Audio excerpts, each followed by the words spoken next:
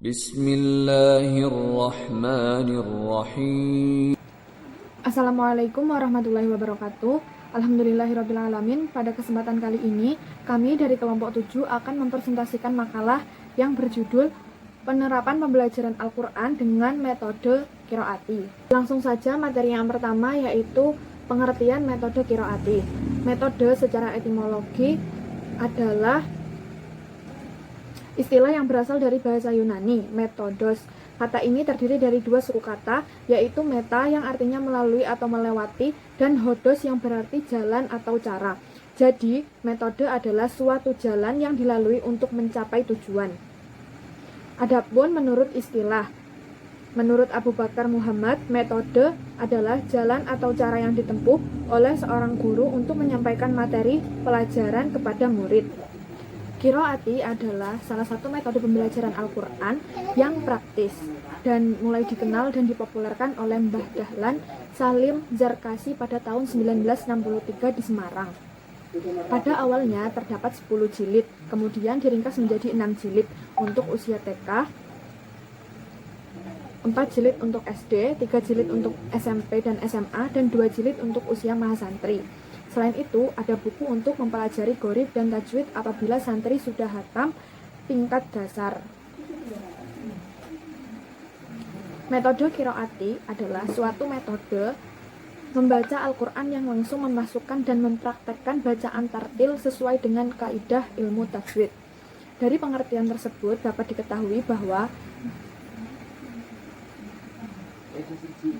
dalam metode qiraati terdapat dua pokok yang mendasari, yakni membaca Al-Quran secara langsung dan pembiasaan pembacaan dengan tartil sesuai dengan ilmu tajwid.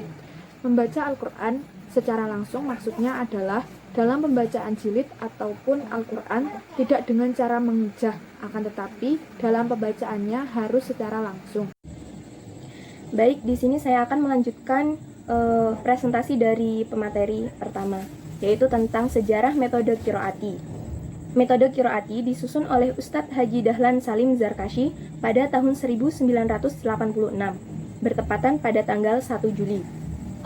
H.M. Nur Shodiq Ahrom sebagai penyusun di dalam bukunya, yaitu Sistem Qaidah Qiraati.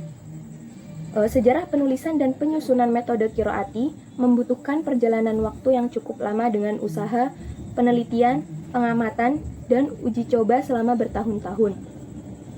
Dengan penuh ketekunan dan kesabaran, Ustadz Haji Dahlan Salim Zarkashi selalu mengadakan penelitian dan pengamatan pada majelis-majelis tadarus Al-Quran di musola-musola, di masjid-masjid, ataupun di majelis tadarus Al-Quran.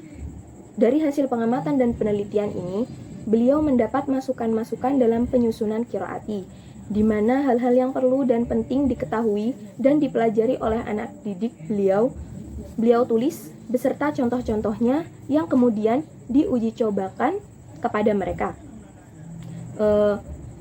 Sehingga dengan demikian, penyusun metode qiraati ini mempunyai gerak yang dinamis sesuai dengan perkembangan dan kebutuhan serta kenyataan di lapangan. Bermula dari panggilan hati Ustadz Haji Salim Zarkashi, seorang muslim untuk mengajar ngaji kepada anak-anaknya sendiri dan anak-anak di sekitar tempat tinggalnya. Beliau mengajar ngaji dengan menggunakan kitab atau metode kaidah Baghdadiyah, sebagaimana umumnya guru-guru ngaji di Indonesia.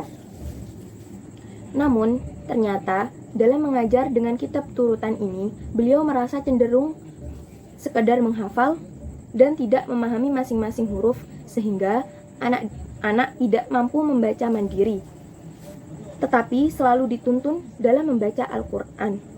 Dari rasa tidak puas dengan kitab turutan ini, timbul gagasan pemikiran bagaimana cara mengajarkan bacaan Al-Quran kepada anak-anak dengan cara yang lebih praktis atau mudah dan berhasil membaca Al-Quran dengan baik dan benar. Untuk belajar membaca Al-Quran, sebelum diajarkan kepada anak didiknya, beliau teliti dan dipelajari terlebih dahulu.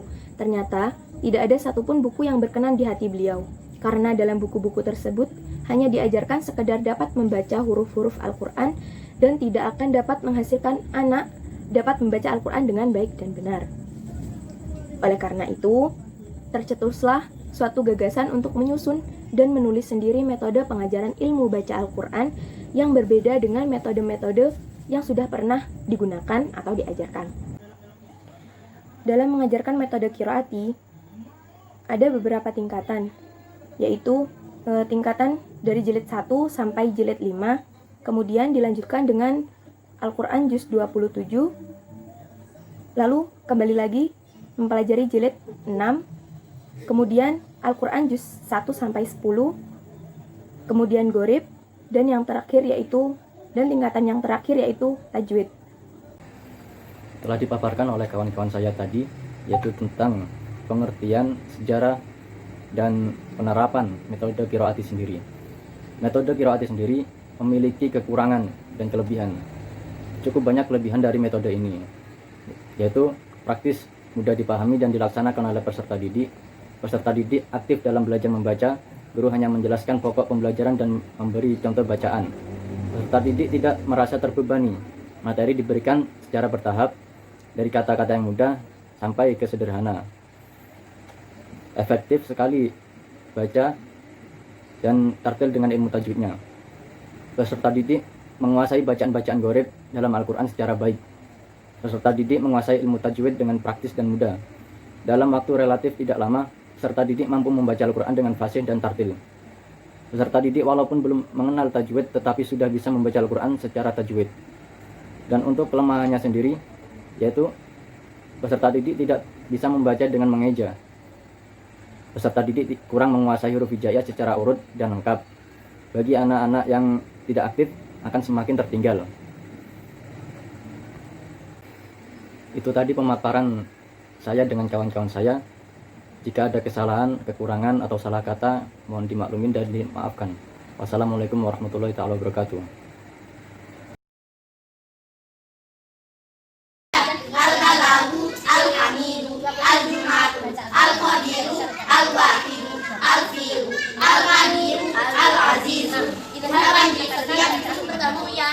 Dalam satu kalimat di Al-Quran hanya ada 4: ad-dunya, dunia, filwan.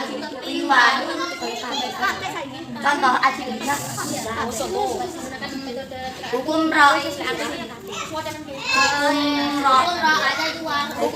dibagi dua, tarif dan tarif. Roh yang dibaca taklim, roh fatain, roh duma, roh sukun didahului fathah atau duma, roh sukun didahului kasrah dan roh sukun didahului kasrah bertemu istilah ada 7. Roh hidup didahului huruf mati selainnya yang sebelumnya ada kata ruangan dan wakaf contoh sebenarnya khairon, waidan, kabirun, absalah, Quran, amiltan, irfon, irtos, syams, al-fajr. Kasrah dan sukun didahului kasrah, roh hidup didahului sukun pada wakaf, roh hidup didahului huruf mati selainnya yang sebelumnya ada kasrah pada wakaf contoh Rilisun, Kusri, Firauna, Takabir, Qayyim, Rasid, ada dibagi dua, al-Qadiyai dan al-Qarri. Al-Qadiyai akan dikuliah hubungan di bawah panjangnya satu alif atau dua harapan contoh. Dan, di, nu, lihat.